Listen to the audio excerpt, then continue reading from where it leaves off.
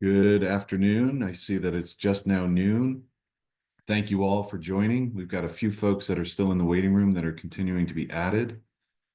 We have our highest watermark yet of attendance in our monthly budget plans with 165 people registering today. So we want to give them just a minute to all be added to this meeting. Andy Pavord, are you online?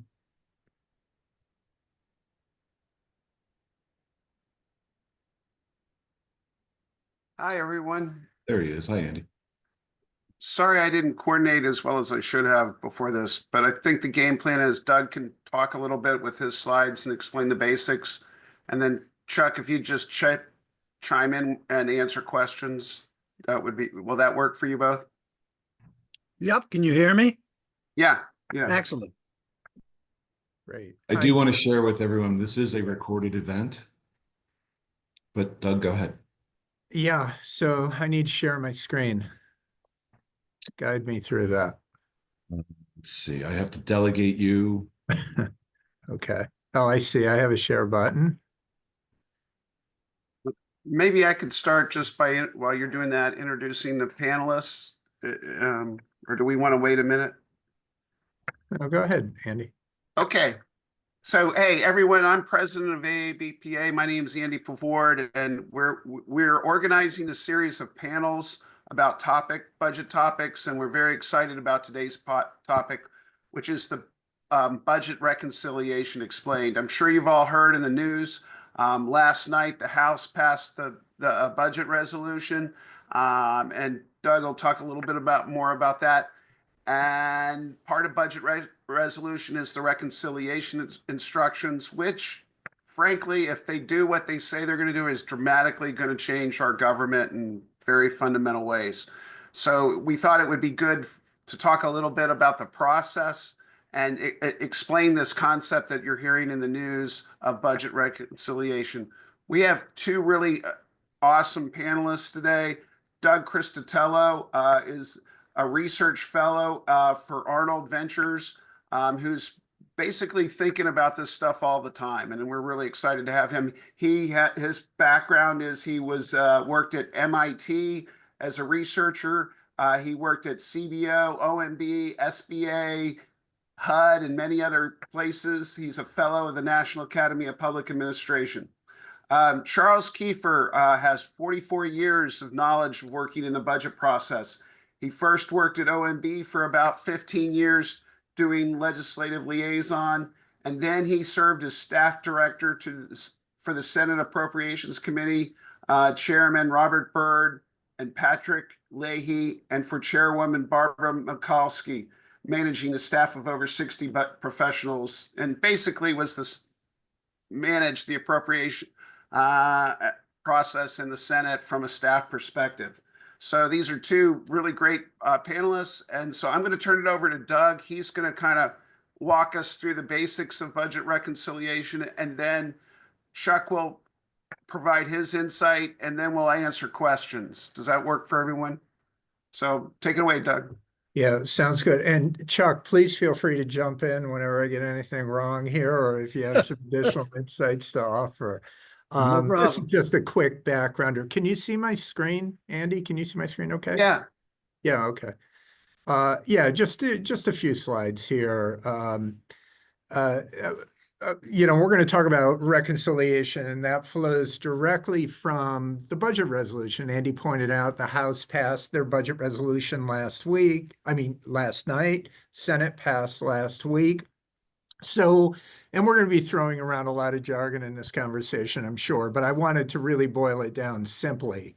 A budget resolution. So it's, what's being resolved in this resolution. So, and the procedures we're going to be talking about here are all derived from the 1974 Congressional Budget and Impoundment Control Act. It's been amended many times through the years. But the basic framework is still intact relative to what was in place in 74. Now, whether the procedures laid out there are followed is a different matter. But for now, I wanted to talk about the budget resolution is a spending blueprint. And it's a concurrent resolution just between the Senate and the House. Ultimately, so I talked about both the House and Senate have passed budget resolution. They're going to need to come together, and those bills are very different. They're going to need to bring them together and reach agreement within the Congress as to what they resolve to do fiscally in the year ahead and even over the next 10 years. So that's what's being resolved. You're resolving to spend a certain amount and collect a certain amount in revenues. And that's a sort of intra-legislative branch agreement. Just moving on. So reconciliation. So how does reconciliation fit into all this? And importantly, what's being reconciled? So the budget resolution that includes these high level spending and revenue targets levels also includes instructions for authorizing committees as well as revenue raising committees, primarily the House Ways and Means Committee and the Senate Finance Committee, to craft legislation to reconcile, that's where the word comes from, to reconcile spending and revenue levels to be consistent with those levels. Oh, I went up the slide. That to make the spending and revenue levels in the budget resolution achievable, right? So that's what's being reconciled. These broad fiscal levels that have been articulated in the budget resolution then need to be accommodated. So that's where the reconciliation comes in. And importantly, the last bullet point on the slide, the last block of bullet points, reconciliation enjoys expedited legislative consideration. So similar to a budget resolution, only a simple majority is needed to override Senate filibuster rules. So they need 51 votes instead of 60. And there's some other things that happen around reconciliation to make it a preferred sort of legislative procedure to use to get a budget in place. Just wanted to, I put in links here, and we can share these slides. I put in links here to the Senate budget resolution from last week, the House budget. I put this deck together yesterday. We have a new bill in the House. I'm not sure how much things change from this version that I have here, but these are worthwhile bills. If you've never looked at a budget resolution before, take a look. There's a lot of numbers in there, but they're not all that hard to explain. Again, they have just these high level spending targets. I think it gives you an appreciation for what these are and what the reconciliation instructions look like. So these instructions, these reconciliation instructions are sent to the authorizing committees and Ways and Means and Senate Finance, and they get busy crafting legislation to accommodate, to reconcile those spending levels. And it can be in either direction, right? So the reconciliation instructions can tell an authorizing committee to spend more or less. There are issues, I think, and we could talk about whether that's necessarily what was intended in the Congressional Budget Act, but that's what happens. So legislation is crafted both in the House and the Senate to accommodate those levels, and ultimately a conference agreement is reached between the House and Senate. But again, it enjoys expedited legislative consideration when it goes to the floor. So you only need 51 votes in the Senate, importantly. I stole a graphic from the Committee for Responsible Federal Budget that shows these flows, sort of everything that happens on the reconciliation front and the budget resolution.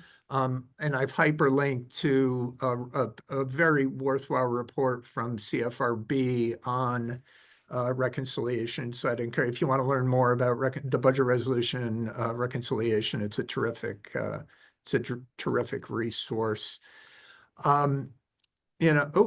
Jumped ahead a page. So, I alluded to this. I won't go into it deep. I mean, does reconciliation accomplish deficit reduction? The answer is not always and not necessarily. We've seen reconciliation measures increase the deficit. Things like there have been tax cuts, most recently in the Biden administration, the American Rescue Plan Act, the Inflation Reduction Act included significant additional spending.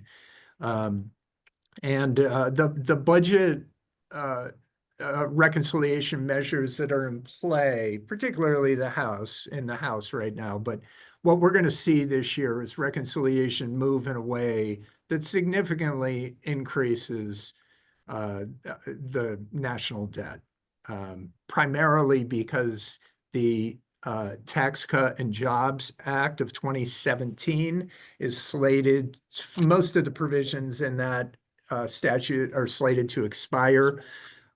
So if you extend those revisions and add any additional tax cuts to that, relative to what we expect to occur under current law, the deficit will increase significantly. So, as I point out, I've alluded to a couple of these other things, and we can talk about it as we go through this session here today. I do think it's important to mention the Byrd Rule, which it restricts the types of legislative provisions that can be pushed through reconciliation. And it's important, I mentioned here the sub-bullet 2, it can't increase the deficit period beyond the resolution, the period of the resolution. That's why the Tax Cuts and Jobs Act of 2017, or much of it, is slated to expire, because when that was pushed through, you definitely couldn't exceed the 10-year window. And as negotiations happened on that, most of the provisions were 8 years, in fact. Importantly, you can't change Social Security spending or revenues through reconciliation. But the rule, it's been used as an end run around regular legislative order, because it circumvents the filibuster rules in the Senate. And then lastly, last slide here, I couldn't resist my Big Lebowski headline here, but there are rules here. I just talked about some of them with the Byrd Rule in particular, but the Senate parliamentarian, the rulemaker in the Senate, a non-elected official, plays a really important role here in determining what can be included in a reconciliation measure. And there are some things in play right now. I mean, we are in such an unusual budgetary time right now, with the tax cuts in need, and depending on your political persuasion, some tax cuts perhaps in need of extension. We're bumping up against the debt limit. We have a new president who has clear spending priorities, particularly around the military and the border. Would like to see more money there. And importantly, and this is my last point here, the current continuing resolution expires on March 14th. How do we fund discretionary spending for the remainder of the year? That's going to be enormously difficult to push through. It has never been touched. We have never passed a sort of full-blown appropriation measures through the reconciliation process. So that's going to be on a separate track. It's going to be a very bumpy road getting that in place. So with that, I'll stop sharing my screen if I can figure out how to do that, and I'll turn it over to Chuck. Yeah, Chuck, what should we ahead. know? Happy to follow up. For those of you who really want to dig into the details of what was just described, if you go to the Congressional Budget Act of 1974, the budget resolution process is laid out in Section 301. The reconciliation process is laid out in Section 305. And the Byrd Rule, which was initially a Senate rule, but it became part of the law, is Section 313. A historical note, the reconciliation process was created in order to facilitate reducing deficits. And in fact, from 1980 to 2001, it was used solely for reducing deficits, either increasing revenues or cutting mandatory spending. But starting in 2001, the reconciliation process got flipped on its head. The Bush tax cuts of 2001, 2003, and 2005 all used the reconciliation process for the tax cuts, increasing deficits in each of those periods. Having abused the reconciliation process by Republicans, Democrats felt the need to abuse it similarly. And in 2021, there was a $1.9 trillion spending bill for COVID that was enacted through reconciliation. So it has been used and abused by both sides. Wasn't Obamacare passed by reconciliation? Obamacare in 2010 was passed by reconciliation, but it in fact reduced the deficit by about $400 billion because it had Medicare taxes and some other taxes in it that paid for it. Republicans certainly thought it was an abuse because the parliamentarian at the time sort of stretched the Byrd Rule a little bit and allowed some things to be included in that reconciliation bill.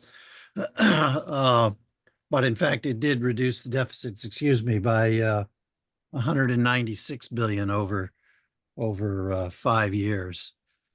As far as this year is concerned, just to segue from the general description that we just had to what's going on this year, there's a battle between the House and Senate Republican leadership about how to use reconciliation this year. You'll hear it described as one bill versus two bills, or as President Trump describes it, as one big, beautiful bill. The budget resolution that the House passed last night with a 2-vote margin sets up a reconciliation bill, which would be a big, beautiful bill.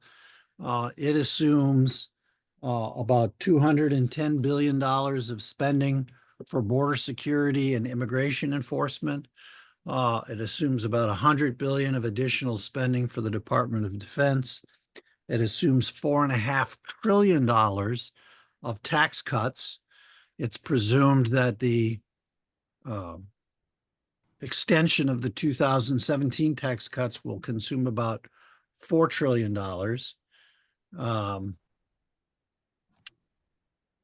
It pays for some of that by authorizing the authorizing committees to include in reconciliation about $2 trillion of spending cuts in mandatory programs.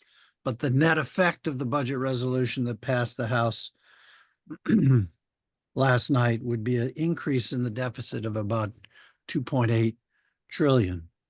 The Senate, fearing that the House would not be able to pass a reconciliation bill, a big, beautiful reconciliation bill, took up a much narrower budget resolution. Their budget resolution assumes $195 billion of spending on border security and immigration enforcement. It assumes $150 billion for the defense, and it's paid for with sort of unspecified amounts of mandatory spending cuts, but it is assumed that the spending cuts will be sufficient to cover whatever spending is approved for defense and for Homeland Security. The way the parliamentarian in the Senate, and I believe in the House as well, has interpreted the Budget Act was that you do not bring a reconciliation bill to the floor of the House pursuant to a House-passed budget resolution. You don't bring a Senate reconciliation bill to the Senate floor pursuant to a Senate budget resolution. You have to wait for the House and Senate to conference the budget resolution and agree on what the goals are. So before you see reconciliation on the House floor and before you see reconciliation on the Senate floor, the House and Senate Republican leadership have to resolve this strategic question of, is it one big beautiful bill or is it two bills? And I suspect those conferees will start meeting as early as next week, because Speaker Johnson has said he wants to have the House reconciliation bill on the floor the first week of April. And to do that, then they need to resolve what the reconciliation instructions are going to be in that conference budget resolution so that the authorizing committees know what they're marking to. Is the big Trump tax cut extension and other potential tax cuts going to be part of the big bill, or does that wait for a second bill, which is what the Senate budget resolution assumes? So again, next steps, House and Senate leadership have to decide what the budget resolution is and what the reconciliation instructions are going to be. Once that's done, that conference budget resolution has to go to the House and Senate floor. Presumably that will happen sometime in the next couple of weeks. It's going to be a challenge. And then the authorizing committees and the taxing committees, as Doug explained, will mark up their bills pursuant to the reconciliation instructions. And the budget committees will then combine, to be clear, the House Budget Committee will then combine the reconciliation instructions for the House into a single bill. The Senate Budget Committee will combine the Senate Authorizing Committee proposals into a single reconciliation bill. And assuming that those pass, then that reconciliation bill has to go to conference. And Speaker Johnson said the goal is to send that reconciliation bill to the president by the first week of May. The only thing I would add before we open it up to questions is the debt limit, which is a whole nother kettle of fish. Yep. The House budget resolution that passed last night does include a reconciliation instruction to increase the debt limit by $4 trillion, which is estimated to be sufficient to get through Trump 2.0's term. The Senate budget resolution does not assume a debt limit increase, so that's something that will have to be resolved as the leadership negotiates this budget resolution. It's not known when the extraordinary measures for the debt limit, we hit the debt limit on January 2nd. It's not known when the so-called extraordinary measures will be exhausted, but it's estimated that Congress will need to increase the debt limit either through reconciliation or some other means by the August recess. Hey, Chuck, let me ask you a question. Yes, sir. I'm correct in my assumption here that there could be multiple, let's say two in particular, there could be two reconciliation bills in the Senate and two in the House, right? One on spending, one on tax, correct? Yeah, and that's what when the House and Senate Republican leadership conferences the budget resolution, that will have to be decided. Yep. That would be the way in which the House and Senate then adopt something that provides the reconciliation instructions either for one big beautiful bill or for 2 or for 3. You can under the Budget Act, you can have a separate reconciliation bill for debt limit if they decided to do that one separately. Do you have any thoughts on, I know you just wrote a wonderful essay on appropriations. Any thoughts on, that'd be great if you could share a link to that, your essay, because I think it's really important.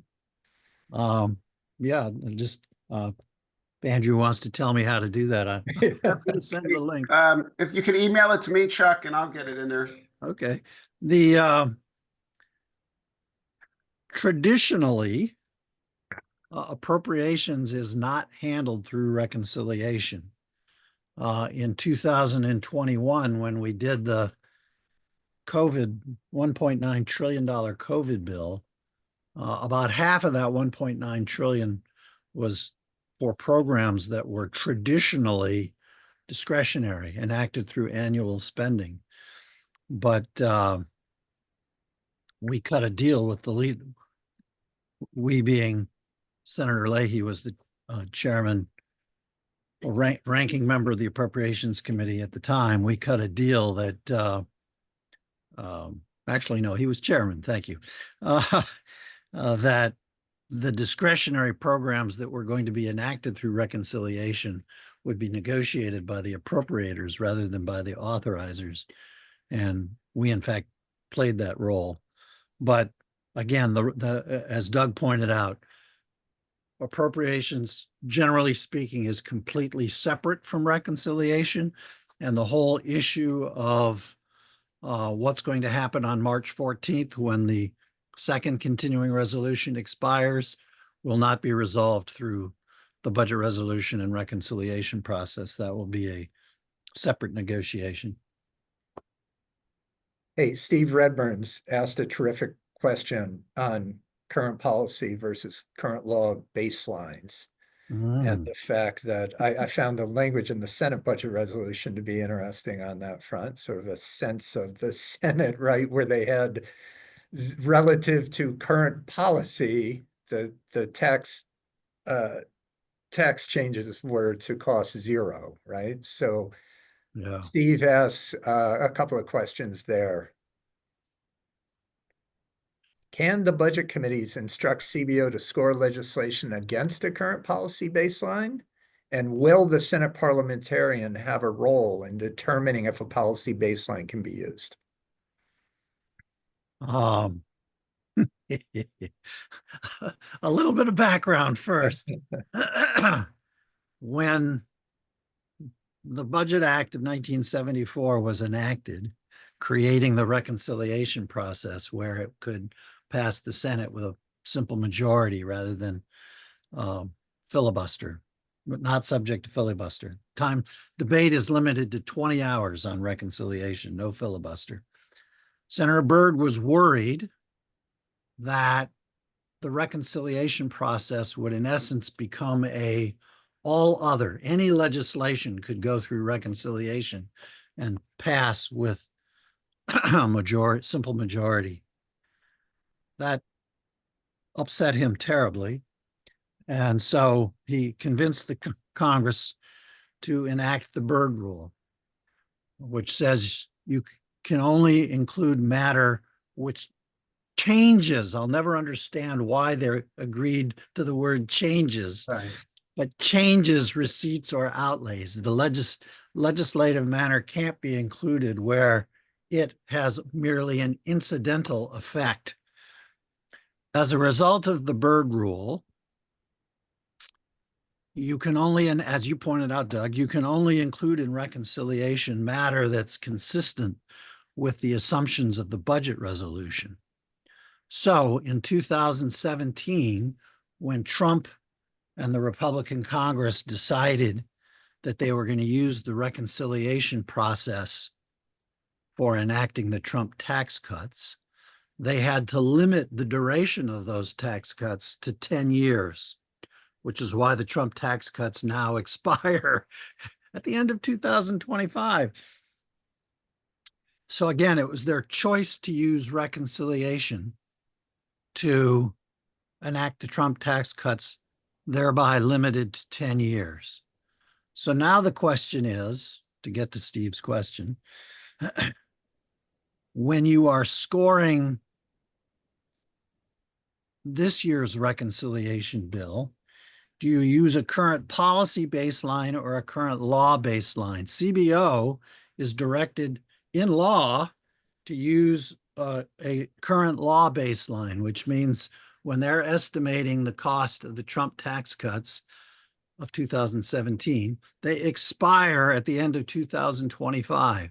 Therefore, if you're extending them for another 10 years, it costs $4 trillion.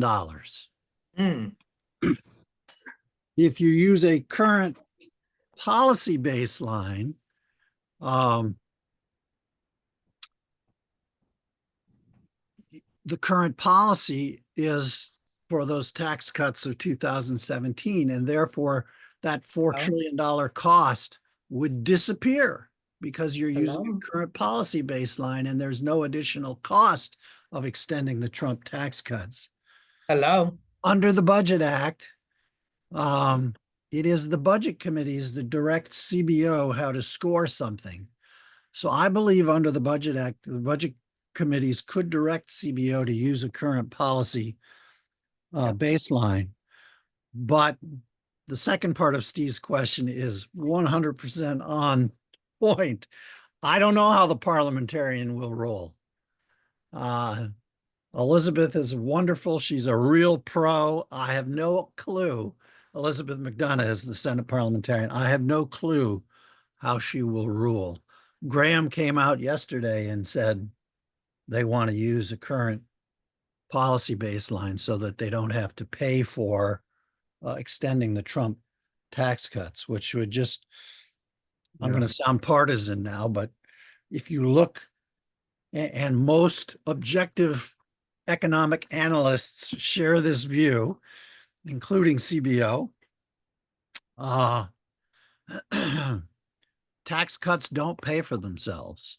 The budget resolution that passed the House last night assumes that roughly 2.6 trillion of the $4.5 trillion of tax cuts that are permitted under the budget resolution will be paid for with economic growth.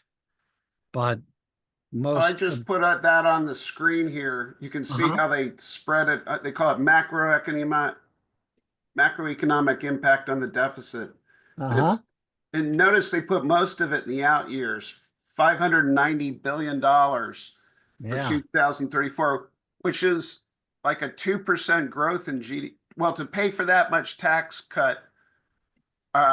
revenue, it's an astounding GDP growth, right? It's like we've never seen GDP. It'd be big, beautiful GDP growth, right? Exactly. So I have on my bookshelf here The Triumph of Politics by David Stockman, who was the OMB director for President Reagan. I worked for him. He wrote that book because after he left OMB, he recognized that the Reagan tax cuts of 1981 would not pay for themselves. And in fact, we ran significant deficits in the years following the 1981 tax cuts. And following the Bush tax cuts of 2001 and 2003, where the assumption was that they would pay for themselves, deficits went up significantly. And after the Trump tax cuts of 2017, deficits grew significantly. So to me, it's a fantasy, and using a current law baseline is the right thing to do. And if you don't want to increase deficits by extending the Trump tax cuts, then you either need to increase other taxes or cut mandatory spending or discretionary spending by significant amounts. The budget resolution that passed the House last night, in fact, assumes $2 trillion of cuts in mandatory spending, vice the $4.5 trillion of tax cuts that it authorizes, which is why, after adjusting for interest costs, It's estimated that the House budget resolution, if enacted into law, would increase deficits by $2.7 trillion. And Chuck, it's, could Good I ask question, Steve. Hey, Chuck, so what do you make out of that portion of the Senate budget resolution that shows the cost of the tax cuts relative to current policy? Is that tipping their hand at all? Yeah, I think Graham wants to assume that they'll pay for themselves, and the way you do that technically is to use a current policy baseline. And the end, if that is the decision that is made, then the end result will be that we'll have significantly increased. I mean, right now, the CBO baseline assumes under current law that we'll have $2 trillion deficits every year for the next decade, and growing as the baby boom generation gets older and older, until some of us die. And again, that's based on a current law baseline. So if they assume a current policy baseline, those deficits will be much higher. So let me ask you one more question related to this, which is I've heard some folks make the point that there is an unfair treatment of how revenues are projected to expire and how certain spending programs that are slated to expire are assumed to continue in the CBO current law baseline. Are you familiar with that? It's called the $50 million rule.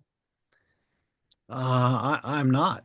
It gets way down in the weeds. Yeah, it's dictated in there's a date certain from 1997 that programs created before that are assumed to like SNAP food stamps. Even if they're assumed to expire, the CBO baseline includes their continuation. So some folks have pointed to that as inconsistent treatment. Yeah, that we like to refer to CBO, but they're not always perfect. so I'd like to go ahead, Andy. Talk about the potential cuts in the House budget resolution. I'm just going to share a slide here because they're pretty astounding. Can you see? Yeah, they're pretty astounding. Like, this is the Medicare. They directed the Medicare committees, the health committees, to cut mandatory funding by $880 billion. And my review of it says what they're doing, because they have this $120 billion cut over 10 years, is that they're going to do it $88 billion a year, is the way they wrote, my understanding of the way they wrote it. So I went and looked at all the mandatory programs under their purview, and it's basically Medicaid, Medicare, and CHIPS. And they've said they're not cutting Medicare, right? That's been off the table. The president said repeatedly. So that means you're talking about a 14% cut to Medicaid, which in Virginia means a $2.7 billion cut to the state budget. And so this is a really fundamental cut, and you can do the same thing with the other committees. The Education Committee, $33 billion a year over 10 years. And you look at what there is to cut for that $33 billion, and these numbers are granted out of President Biden's budget, but the mandatory funding should be the same. So you're talking 70% cut to student aid programs on the mandatory side. Now there's $26 billion of discretionary Pell Grants that will be cut. And so that's pretty massive. And then there's, for food assistance, similar thing. It's about a 15% cut to SNAP. And I don't see where else they can get the cuts, because these are the programs that spend money, and you have to cut them for the spend. I mean, does this make sense to you? Is this how serious? And they're supposed to do these cuts in like 3 weeks, or maybe, I'm sorry, 5 weeks. What did you say, Doug? The resolution. is supposed to be done by the first week in April. So what is that, 5 weeks? So this is a fundamental transformation of our government being done in 4 or 5 weeks. Did I read that right, or am I in the ballpark? Everything you said is true. They were denying it on the House floor last night. But what it's going to really come down to is if these end up being the reconciliation instructions in the conference budget resolution, it's going to be just to translate this into politics. If you are a moderate conservative Republican from New York or California or Texas, how do you vote for a reconciliation bill that has a huge cut in it in Medicaid? It's going to be hard. This is why I believe that this is why Graham decided to go with the 2-bill approach. Yeah. To, I in the House, calculated, because he doesn't think in the Senate, because he doesn't think the House eventually will be able to pass a reconciliation bill that slashes food stamps and slashes Medicaid. It is 40% of the births in this country are now financed by Medicaid, and half of the nursing home budgets of this nation are financed by Medicaid. So it is huge. it's gonna, like, for just Inova, a lot of us live in Northern Virginia. Inova Hospital will lose $85 million in revenue from Medicaid cuts. Student aid, I calculated that Virginia universities will lose almost $900 million in revenue from student Pell Grant and student loan cuts. So this is a real transformation. But and regardless of the programmatic impact, I think politically, we're staring at a host of issues that are going to be enormously difficult to clear the Congress. And we're about to see, I mean, sort of everything we've been talking about. It's not just reconciliation, it's the debt limit, it's appropriations, importantly, as we head toward a government shutdown. So while we faced a fiscal cliff in 2013, I'm looking for a new term. I don't know what to call it. I've been saying fiscal abyss is all I've been able to come up with. I'm looking for something a little catchier, though. there's The another likely outcome, given what you just described, is that they will go with a current policy baseline, and they will pass reconciliation that extends all of these tax cuts, and they won't pay for them all, and it'll increase the deficit in the out years. So there's another thing I thought was interesting. In the House budget resolution tables, they list cuts for discretionary programs and for 2026, it's $179 billion of discretionary program cuts. And it's kind of interesting because they label it in a category called government-wide savings is what and I can show this to you all. So that accounts to about a 22% across. If you take out defense, you take out VA, and you take out Homeland Security, that means everything else in the budget has to get cut by 22%, which is, all your discretionary programs. So that's kind of wild. Yeah, if you go back to the Trump 2017 budget, that is roughly what he proposed as a cut for non-defense discretionary. So they obviously are still living by the fantasy that those kind of cuts can be enacted into law. But in my mind, the worst piece of legislation that President Obama signed in his 8 years was the Budget Control Act of 2011, where it assumed deep cuts in non-defense discretionary as well as in defense discretionary. And they never happened. We ended up enacting 5 different 2-year budget deals that increased the caps because the cuts in the Budget Control Act were unsustainable. And of course, the net effect of that is increasing deficits over time. So you've put, I your wrote a point is paper. exactly on the mark. It's a nice number to put on a table, but even, we had a Republican president from So there's a couple questions. 2017 to 2021, and even with a Republican president, we couldn't enact those kind of cuts. So Caitlin asks, has the resolution built an estimate for a decline in economic activity as a result of program cuts? Or is the idea that tax cuts will make up for that loss? It's the latter. They assume substantial economic growth. Yeah. It's interesting because the OMB publishes a sensitivity analysis of their budget as part of their budget in the president's budget appendix. Not the appendix, the analytical perspectives. And it'd be interesting to play with the sensitivity to see, like, what happens if they don't get their growth, what that does to the deficit and stuff like that. That'll be interesting to see. Any other questions, please? So what do you think is going to happen? Are we going to have this massive transformation, or will we stall out at something less? What do you think?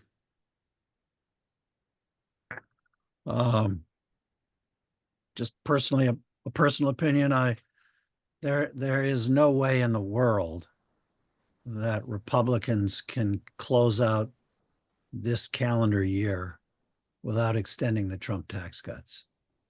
So my hunch is that that they will enact an extension of the Trump tax cuts, and it will increase deficits in the out years.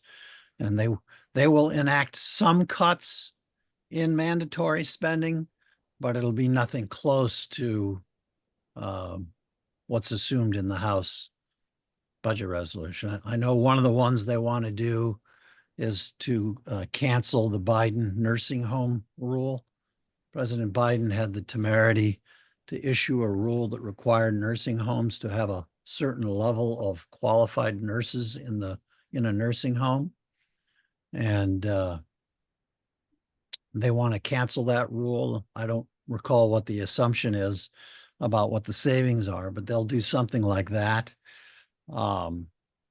States have been cheating on Medicaid match rates for years. I assume they will pass something that limits states' authority to overstate their spending. But that will have the same net effect that you pointed out earlier of reducing money to states, which will require states to either absorb those costs or to cut Medicaid. As far as spending is concerned, I absolutely hope I am wrong, but my hunch is they will end up doing a full year continuing resolution for everything but defense, and hand the power of the purse to the president, because under a CR, it gives a great deal of discretion to the president. But that certainly doesn't give you savings under a full year CR, based on the assumption that the CR would be at FY24 levels. That might lead to our next topic, to impoundment. Because the president could pass the CR and then start zeroing out, which he's obviously already tried to do with AID and various offices, and just the general, firing people and terminating contracts that's going on across the government in a kind of random, haphazard way. But it's so that could be their way to cut some spending, is just through impoundment. That's true. There's also a fair probability that we'll have a shutdown on March 14th. I hope not. But it's in the past, President Trump has, the longest shutdown we ever had, 35 days, was 2018, 2019. So it's possible that we will have a shutdown, and under a shutdown, it's OMB that decides what activities are essential and which are not, and which continue during a shutdown and not. But obviously, the people who would be implementing those essential functions would not be Have- paid until the government is funded. Have we ever had a shutdown with unified government, with one-party government before? No, defense has never been part of a shutdown. No, but I mean, has like one party controlling all three branches, Oh, has there ever been a shutdown when that is the situation? I don't think so.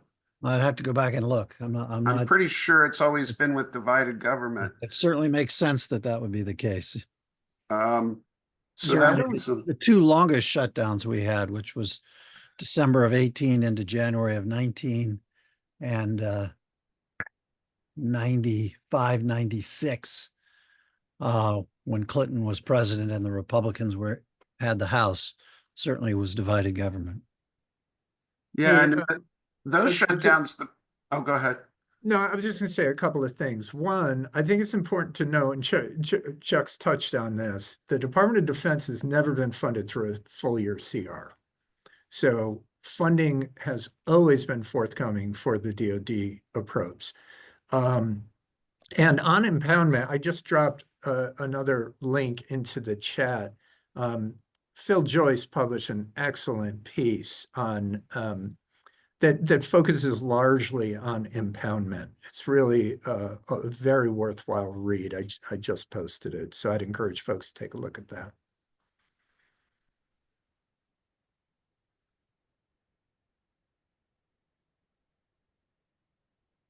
Okay. Any other questions?